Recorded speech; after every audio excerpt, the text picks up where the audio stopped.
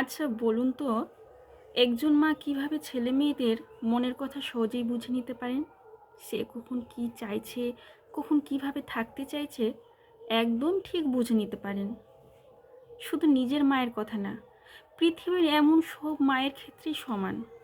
তিনি মা হয়েছেন তাই তিনি জানেন, এর থেকে বেশি যুক্তি আমার অন্তত জানা নেই। নিজের ছেলে মেয়েদের জন্য তো বটেই, অন্যের ছেলে মেয়েও ওনাদের কাছে ঠিক একইভাবে ধরা দেয়। রোদের পর ঠিক কখন মেঘ জমবে, একজন মা ঠিকই বুঝতে পারেন। কত রকমের চিন্তা ক্রমাগত ব্যতিব্যস্ত করে চলে জীবনকে, কত শত ঝড় মনের একদম কাছে ঘেঁষে চলে যায়। কিন্তু একবার আঁচল পেতে মা যদি বলেন, এই যে এখানটায় এসে বস, ব্যাস এতটুকু হলেই যেন একদম সবটা শান্ত হয়ে যায়। আমরা ছেলেমেয়েরা হয়তো কিছুটা অনুমান করতেই পারি, তবে পুরোপুরি বুঝতে পারি না।